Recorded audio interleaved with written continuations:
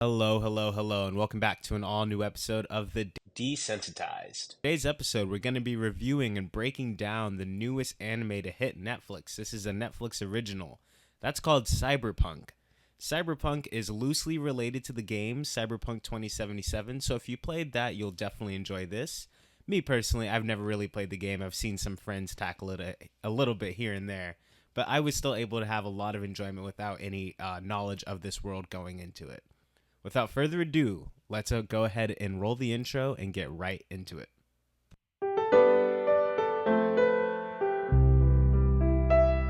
It's the Darius Show, y'all already know. Drop your booty to the floor, come give me some more. It's the Darius Show. It's the Darius Show. All right, so Cyberpunk is about a street kid trying to survive in a technology and body modification obsessed society of the future. Having everything to lose, he chooses to stay alive by becoming an edge runner, a mercenary, and outlaw, also known as a cyberpunk. Now, the cyberpunk genre, because really that is the name of this entire genre that this show is dipping its toe into, is a well-worn one in the past. Now, think Blade Runner, or think even in Star Wars and the Book of Boba Fett, they kind of introduced these like space pirate, cyberpunk type characters. We've seen a lot of characters like this depicted in fiction before. Now, as far as an entire show that takes place within this type of genre, I do think that this is the most inventive and most well-realized version of this type of storytelling I've ever seen on TV. I do think that it being an animated television series lends itself very greatly to this genre, and animation, tone, and world is really what this series does the best in terms of executing its story. Sometimes I think that there's some criticisms, and we'll get into that. But overall, the world and tone that it's executed, it does a brilliant job at realizing the cyberpunk genre to life in this series for sure. Off the bat here, I do want to go ahead and give a warning. This is going to be filled with spoilers. So if that's going to be a problem for you, I do recommend watching the series. It's on Netflix right now. It's only 10 episodes. Each episode's only about 20 minutes or so. So it's definitely something you can get through pretty quickly. It's a open and closed story. So I don't think that there's really a future for this series. There could be more stories told in the same world, but for these characters, it certainly seems like our story's done. Our main protagonist of this series goes by the name David. And David, he's a pretty good kid. He's just really broke. His mom basically scrapes together every penny that she can in order to send him to this private school that should set him up on track to live a good life. This is his pipeline into having money and having a good job for the future. He doesn't quite fit into the school. He's constantly being ostracized, and he doesn't really even have the funds to meet the bare minimum requirement of really staying in this school. They require updates and whatnot. And so he feels like he's the black sheep going to this school, even though it's what his mom wants. His mom sacrifices her entire life to get him there. And he remains there and continues to do a good job in just to kind of honor his mom and honor the sacrifices that she makes. However, in our first episode, when she tragically passes away, she gets caught up in some gang violence, and she actually ends up just being a bystander who ends up being killed just in the crossfire. The tragedy that is presented in this moment is because she doesn't have the highest form of insurance in this, this is a futuristic story, obviously. This is a sci-fi series. In the future, when there's all this great technology to help save people really quickly, only the top percenters of the world have access to this insurance that gets priority treatment within a tragedy situation just like this. And so David has to see his mom just die away right in front of his eyes. When people literally walk by and have the capacity to help her, they don't, because she doesn't have that insurance. And right off the bat, that is a huge theme that we're exposed to in episode 1 of this series. And that's the theme that kind of looms over the entire series, even though they narratively don't do anything to ever address it outright, but it is a theme throughout, and that is class warfare. Of course, this is a dystopian future type of situation, but it really harkens back to the things that we're facing now, things that we've kind of always faced, and that's the rich get richer and the poor get poorer. In this world in particular, where people are starting to do body modifications and live a life further intertwined with technology, it's easy to see a world that only furthers that divide, where the rich have more and more access to technology that lets them continue to thrive and succeed in a world built on technology. Definitely a cautionary tale for what we're quickly diving into in our own culture. But in this world, being left without another adult figure in your life really leaves you with no options. And for him, that ends up having him quickly turn to the cyberpunk community to kind of steal and scrape his way through this world, taking odd jobs that are kind of against the rules, pushing his body through limits that wouldn't otherwise be accepted just so he can get by. Now, that kind of sets the stonework for the plot line for our main character and how he dives into this world and kind of continues to go through that world. But the real MacGuffins to make this all happen is when Lucy jumps into his life.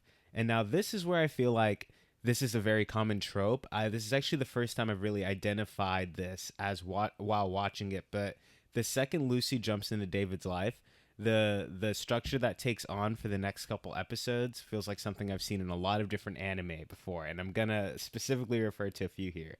Now, Lucy is a detached character when we first meet her. She's very aloof. She's presented under a very cool look, and she's got some secrets. She's holding her cards very close to her vest when we first meet her. Now, the chemistry that Lucy and David have, they catch on fire very quickly. And what it really reminds me of is Fooly Cooly, if you've ever seen that. And specifically, Renton Thurston, I can't remember what it's called, Eureka 7. Those are two animes where the cool, amazing, somewhat older perhaps, and certainly more experienced anime girl comes crashing through our main character's bedroom. And for bedroom as a metaphor, just crashing in through their lives, changing everything up in one fellow swoop. One moment, everything changes from there, right? And I do think that their relationship more closely mirrors Eureka 7 and the visual design, the type of world that they live in. I think that this series probably borrows a lot of inspiration from Eureka 7, unless it just happens to be a full-on coincidence. It's certainly unique enough, but I saw a lot of similar beats. In this series, and as well as the ones that I just mentioned, the female just happens to be just out of grasp, especially at first for our main character. It's this amazing female that, changes their life and is the apple of their eye immediately, and they always have a connection with the protagonist as well. But there's this feeling of yearning. Now, I will say where this series differs from the ones that I just quoted is that they move past that pretty quickly, and they actually get to have a relationship where they're on equal footing. Fairly quickly into the narrative here, Lucy and David actually end up being a full-on couple, fairly inseparable for the rest of the series that we see them together. But he gets infused with this technology that essentially should have him turn into a cyber psycho very quickly. No one expects him to last more than a couple weeks using this technology without it completely frying his brain. A cyber psycho is someone who has genetically infused their own body with technology to the point where their brain eventually just can't take it anymore. Your genetic body gets outdone by the technology you've infused it with, and then you go total psycho, see red, you completely lose sight of who you are, and then you just wreak havoc until you're put out or until you put yourself out. The implication that David is just a mere moments away from pushing himself over the line and becoming a cyber psycho, and ending his own life and perhaps the ones around him is always there. That's always the tension that you're playing with this character from day one into the final scene of the series. Is that when is he finally going to push it over the line? Why does he keep pushing his limits here, and why does it not end up frying his brain? Everyone that he runs into is just assuming that he's moments away from this inevitable ending for himself. That being said, our main character, as he continues to remind himself, is special. We don't really understand the reasons why he has an unnatural affinity towards using this technology without it having these grave consequences for him. Of course, we do get moments throughout the series to know that it is wearing thin on him. This is still an inevitability, even though he's able to push it off for longer than any other character we were introduced to in the series. but it is established in episode 2 and then they're out that David has these extra abilities that nobody else has, and he's going to run with it. And the whole time as an audience, you're sitting with that tension of when is he going to finally snap, and then what's going to happen once that does happen. So that's honestly the structure that this narrative takes on. So I've touched on our titular characters, Lucy and David. They're at the center of the narrative in this series. But what I want to touch on is a lot of the other side characters, because I do think a large part of the charm of the series is establishing the various members of the gang that our main characters establish, people in our main group, but also some of the people just around that we get to interact with within this world, I think are a large part of what makes the series really stand out. So without further ado, Ripper Doc. The Ripper Doc in particular is a character with a heavy Jamaican accent, or Caribbean, somewhere like that. I'm pretty ignorant, guys, if you haven't already noticed. If you listen to this show, I'm damn ignorant, but I think it's Jamaican. This character is kind of like, he's like the Gizmo character. He's the one that our characters go to whenever they need a tech upgrade or a repair or something like that. He's really sketchy. He's really pushing the limits on what can be accepted in terms of infusing your body with technology. But he also proves to be the most advanced version of that we've seen. He pulls off crazy stuff, and he always manages to do so while delivering some expertly delivered lines. His dialogue and his scenes always have a different energy to them. He's one of the first characters that we see David interacting with in the series, and we check in with him throughout. So he's certainly main character level in terms of appearances throughout the series. He's an interesting one because he's never helping David out of the bottom of his heart. It's shown that they do have some affinity for each other, some closeness, but more than anything, Ripper Doc is about getting paid for what he provides. He's not going to do it out of the kindness of his heart, and he's not concerned with the technology that he gives you, whether or not it's going to kill you. That is of no concern to him. He just is all about them dollar bills, y'all. He's a cool character. He just has a great energy. His dialogues always hits, and the way that the vocal performance comes through always provides not only some light humor, but some really coolness. The other members that comprise of David's newfound group, family, whatever you want to call them, the other cyberpunks, consist of Pilar, Rebecca, Maine, Kiwi, and Dorio. Now, I want to talk about Dorio and Maine first, because these are characters that we actually end up losing kind of in the middle run of the series. Now, Maine is really the archetype, the big brother role. Pretty much as soon as we're introduced to the character Maine, he is a character that David just looks up to right away. Now, I have mixed feelings on this character, because on one hand, I appreciate that he does provide this kind of mentor aspect to David. He does fill him with some good advice. I believe it's at the end of episode 2, or it's at the beginning of episode 3, where Maine actually says to David, once he's finally started to accept him a little bit and accept his presence around. And he just expresses to him, the only person you can trust 100% is yourself. Some stoic wisdom for a seasoned member of this world and a leader within their community. He passes this on to David, and this is a sentiment that strongly looms over the entire series. Now, there aren't too many betrayals that happen in the series, but overall, tonally speaking, that everyone has their main agenda and then their slightly more personal agenda that they hold close to their heart. Now, that theme really only comes into effect right in our last couple episodes, but overall, it's a sentiment that rings true throughout. Now, Maine, like I said, he is this mentor character. He kind of lays the tracks down for what we will see from David. He's kind of a tragic warning that if David continues to go down this life being a cyberpunk, continuing to get these modifications as Maine did, then his life will end up the way that Maine's did. Dorio was a really cool character as well. Dorio was like the left-hand woman for Maine, and I'm pretty sure they were in a relationship as well. At the very least, we did see a scene where they were hooking up. They seem to kind of always work together. I kind of looked at them as like co-leaders, and Dorio was the more sound version of their leader dynamic. Dorio was cool, but our time with Dorio as a character was really short-lived, honestly, so we didn't get to really flesh out any more specific parts of their personality. Rebecca was the fun, quirky character turned like staple in the narrative by the end of it. She's around. She's kind of like she doesn't really provide a specific like niche role to the group, other than she's always involved in their missions. She has a lot of spunk. She's a sharpshooter, and she helps them get through whatever they need to. She's super reliable. She also provides a nice, fun balance to the group. She's very much so off the wall. She has a loud mouth, and she's not afraid to use it. She's kind of always, she's always cautioning David, especially later on when we see their group mature a little bit. She's kind of the main voice telling David to slow down and, chill out, or else he's going to lose it, even though she's constantly being ignored. She is the voice of reason. She's just not the voice anybody's listening to in the series. But I had a lot of fun with her, especially in the second half of the series. Her charm really grew on me, and I definitely got some subtext that she had a big crush on David. There is some dialogue that she delivers in the last episode saying that Lucy is the only one that can bring him back. She's the only chance that has to. And I felt like I got some registers of her being a little jealous that she's not that role for David.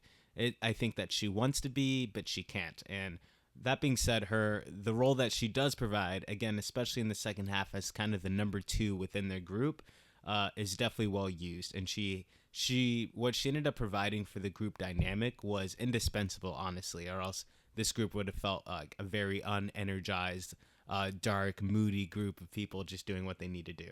Kiwi was interesting. Her personality never got fully fleshed out. She did kind of pull an Uno reverse on our main characters in the final couple episodes. She ended up turning on our team and selling them out to our big bad, who we'll get to in just a second. That was the meatiest plotline she had. Early on in the series, she was really cool for some detached commentary. She was just a really cool character when she got to sit back and kind of comment on everything that's happening. Visually, super striking character on screen. I like her balance to the team. That being said, she just wasn't that important. She wasn't that well realized, and her characterization came a little too late for it to have a big impact when she finally did pass away. Now, our big bad for this series is Faraday. And now this, as an antagonist, is one of the things that worked really well. Faraday is a super tycoon business guy. He is at the head of Militech, I think it's called, which is like, a big government-facing military technology that helps them govern the world that they live in. And even though he's at the head of that, he also is the one that provides the jobs for the cyberpunks. He kind of exists in between the worlds of these gang worlds and the government world, and he's doing so masterfully. He's really the one stringing along all the plots throughout this series. Now, Faraday, one of the reasons why this character was so realized as a excellent villain, I think he makes a really great antagonist for the series, was for, again, I watched this in English, the voice acting of Giancarlo Esposito. Does this guy ever miss? I mean, really, Breaking Bad, The Boys, Star Wars, this guy is the best villain to have in any fiction. The second I hear his voice popping up, I know that this villain's going to be badass. I have to say, of all the roles I just mentioned, this is probably the most muted version of it. But his diction, the way he carries himself, there's just something in that voice that immediately sets the stakes, knows that you're not, the person who's talking is not to be fucked with to any imagine whatsoever. He really just brought this character to life. And I think if they hadn't had somebody who had such a strong command over their vocal performance, that somebody even a little bit more muted, that this character would have fallen a little flat and the stakes would have been lowered for this world. Faraday as a villain on paper is definitely a cool one, but in terms of the actions that he physically takes throughout the series, I think that it's thanks to Giancarlo Esposito's performance that actually elevated him to this other level. I think he would have been a fine villain without that vocal performance, but Giancarlo Esposito really elevates him to a great one. And going back to Lucy for a second as a character, I really loved her character introduction, and as soon as I realized like the role that she plays, crazy anime girl, super cool and detached that we look up to, the second that our character actually gets with Lucy, she starts to get a lot less interesting. Really.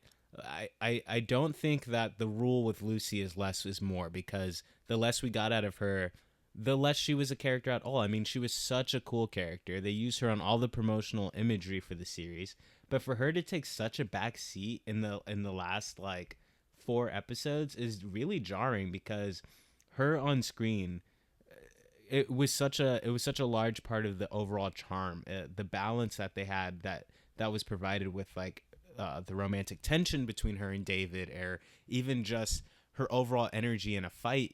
She provided for some great animation, and when she gets to act wild in a fight, it's really fun, but we only get treated that a couple times.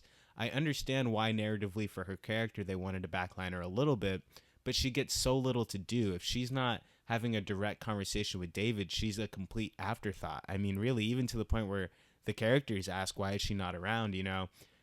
I just feel like she was fairly mishandled, and they bring her back at the end just to harken on some big romance between her and David and remind you that she has this grand dream of going to the moon. I love to see that for her in the final moments, but overall, I mean, talk about dropping the ball on a character. She just got really boring once her and David really got together. I would have preferred them draw out that plot, maybe have him even get with the other girl, Rebecca, for a little bit in the middle, and then at the end they realize that they're supposed to be together. Just give her something more to dive her claws into as a character, because the way that they handled her really wasn't it for me at the end. One thing I really want to harken on before I'm done with this conversation is the animation. I've touched on this already, but the further we get into this timeline of our universe, the more and more animation continues to amaze me, especially for anime series. And on Netflix, like, for the most part, a lot of great series are going to have great and stellar animation, so more and more just having sleek movements and big explosions and awesome colors, that's not going to impress an audience as much anymore. What you need to really set yourself apart this day and age is unique animation, unique design choices, unique worlds, lighting, coloration, what have it. This series provides that. It's not the sleekest thing I've ever seen. That being said, the animation on here is very consistent. It is very quick. The lines are very dynamic. It's very narrow lines as well in terms of their line work animation. And I do think the animation's great, but it's really the uniqueness of the world that they've built out. The colors are great. They realize their tone and their genre being this like cyberpunk show so well through their color mixing. Really, the lighting is always very dim. You get the sense that you live in this world where the lights are always off, and we're just relying on like blue lights and technology light really to kind of light the world that they're in. There's not much sun being depicted in this series, I guess you could say. Particularly when we see David using his ability, I forget how to say it, it's a tongue twister, Superstein or something like that. Seeing the colored rainbow after images of him moving around actually never gets old. Do you think because they're just doing the same thing over and over again, really, for his like special power, you think that you would get tired of seeing it, but not once have I gotten tired of seeing it.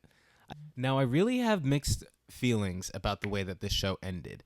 Like I mentioned, it only has 10 episodes, so by the time you get to episode 7 and episode 8, you see the stakes that are happening. You can see that David is starting to slip, and so we know that he can't continue in his right state for long. We know that the options are he's going to lose it or he's going to die.